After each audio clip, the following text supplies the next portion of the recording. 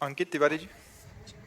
राधे राधे राधे। राधे महाराज जी। महाराज जी, अध्यात्म का अमृत मुझे पारिवारिक संस्कारों से विरासत में प्राप्त हुआ, किंतु अंतर्मन में सदैव ये अनवरत लालसा जय रही श्री कि राधे। इसकी गहनतम सच्चाइयों को स्वयं अनुभव करूं, तर्क के आलोक को में समझूं और संत वाणी के सानिध्य में रहकर हृदय में उतारूं। महाराज जी, शायद आज का समय विचित्र मोड़ पर खड़ा है, जहां धन को सफलता का मापदंड, छल को चतुराई का प्रमाण और अध्यात्म को अंधविश्वास व अप्रमाणित कहकर नकार दिया जाता है। ऐसे युग में जब आधुनिक विज्ञान तर्क देता है और अध्यात्म सत्य प्रकट करता है, तो इन दोनों की धाराओं को मिलाकर जीवन का अंतिम उत्तर कैसे देखो, खोजा जाए? हाँ, पहले हमें ध्यान करना होगा कि जो आधुनिक विज्ञान है ये केवल पांच भौतिक शरीर तक का ज्ञान रखता है, बस। आप हमें बताइए, क्या मन का एक्सरा हो सकता है?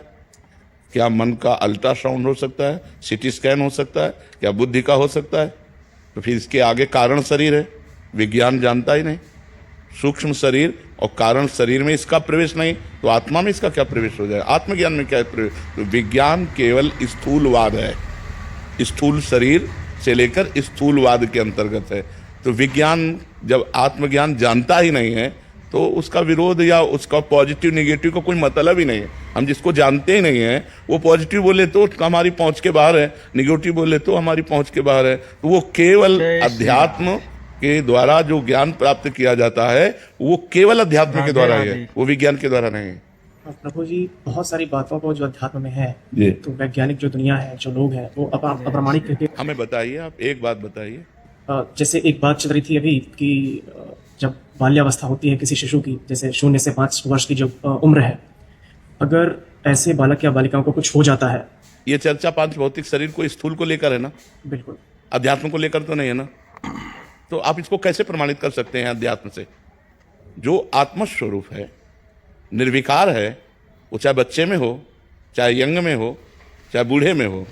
अब जो शरीर ने कर्म किया है, जैसे पूर्व में उस आत्मा ने किसी शरीर में रहकर ऐसा दुष्चरित्र किया और उसका दंड प्रकाशित नहीं हुआ, अब वो उसी अवस्था में, जिस अवस्था में दुष्चरित्र किया था, शरीर धारण करेगा और उसी अवस्था में दुष्चरित्र का शिकार होगा। इसको हमारे ज्ञान के परे की बात है, इसलिए हम नकार सकते हैं। लेकिन हाँ, सत्य बात यह है, और कोई सर्वांग पुष्ट सुंदर धनी मानी के यहाँ पैदा होता है, कोई बहुत सर्वांग पुष्ट सुंदर गरीब के यहाँ पैदा होता है, पूरा जीवन ऐसे गरीबी। ये सब कर्मों का जाल बिछा हुआ है। अगर हम अध्यात्म को स्वीकार ना करेंगे, कर्म को स्वीकार ना करेंगे, तो फिर मानेंगे क्या? एक आदमी एसी चला करके फिल्मी राधे गाना राधे। सुनते हुए कार में जा रहा है, कार में आग लग जाती है और वो मर जाते हैं। ये क्या है? वैज्ञानिक बतावें इसमें उसका क्या दोष क्या है? वो तो आनंद से जा रहा है। ऐसा क्यों हुआ? बोले उसका पूर्व का पाप उसको भस्म कर रहा है। ऐसे ऐसे दुर्व्यवहार किए जाते हैं। इसके बाद जब उनको अगले जन्म में दंड मिलता है, तब जब जेल में मिलो तो ऐसे मिलते हैं, एक बार मुक्त हो जाओ, लेकिन नहीं मुक्त होना, आजीवन कारावास।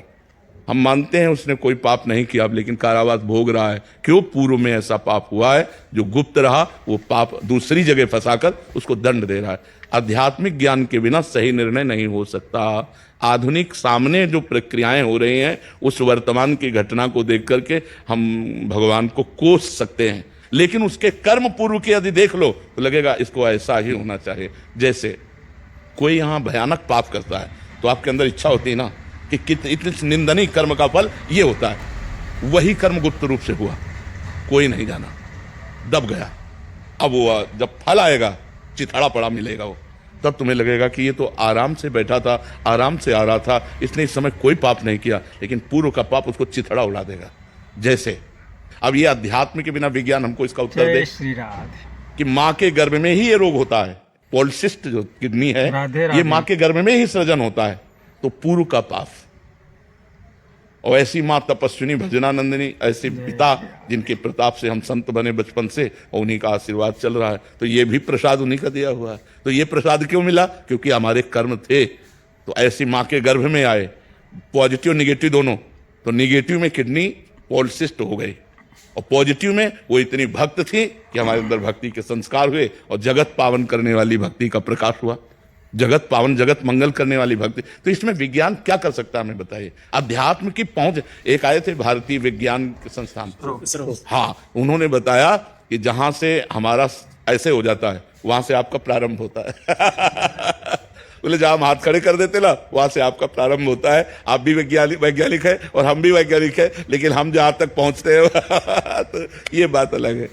क्या विज्ञान अध्यात्म का पांव पकड़ करके और युवाओं के साथ मिलकर के भारत को पुनः विश्वगुरु बना सकते हैं क्या? हाँ बिल्कुल बना सकते हैं, पर अध्यात्म से युक्त होने पर, अध्यात्म के बिना नहीं। जैसे गेहूं, किसान आदमी कोई है इसमें जो खेत बोता हो? एक को किसान नहीं है।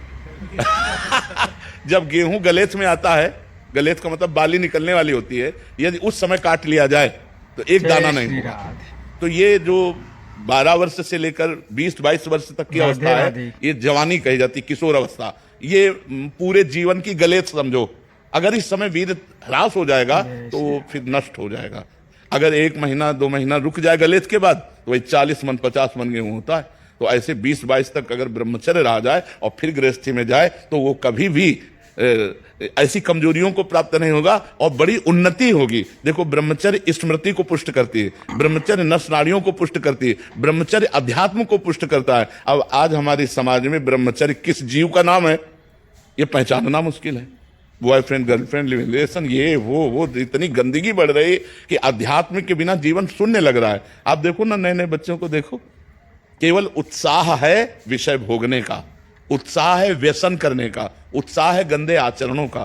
तो हमें लगता है अध्यात्म से अगर युक्त हुआ जाए तो फिर ठीक है, अध्यात्म के बिना तो ठीक नहीं है। मनमानी आचरण करने से कोई उन्नति प्राप्त नहीं। देखो हमें सिद्धांत से चलना है, money is loss, nothing is loss, health is loss, something is loss, और करेक्टर इज लॉस।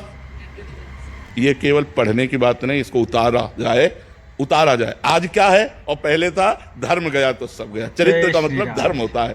तो हमारी समाज धर्म से अपरिचित सी होती जा रही है। राधे राधे। शास्त्र स्वाध्याय, संतों के वचन जब हम मानेंगे तब हम समझेंगे हमारा धर्म क्या है। 4 बजे सुबह उठना, स्नान करना, भगवान शंकर में 1 लोटा जल चढ़ा देना, 10-20 मिनट बैठकर नाम जप करना, किसी स्तोत्र का पाठ करना, माता पिता गुरुजनों को प्रणाम करना, फिर अपनी दिनचर्या में चले जाना। अब 9 बजे तक सोते हैं तो क्या अध्यात्म?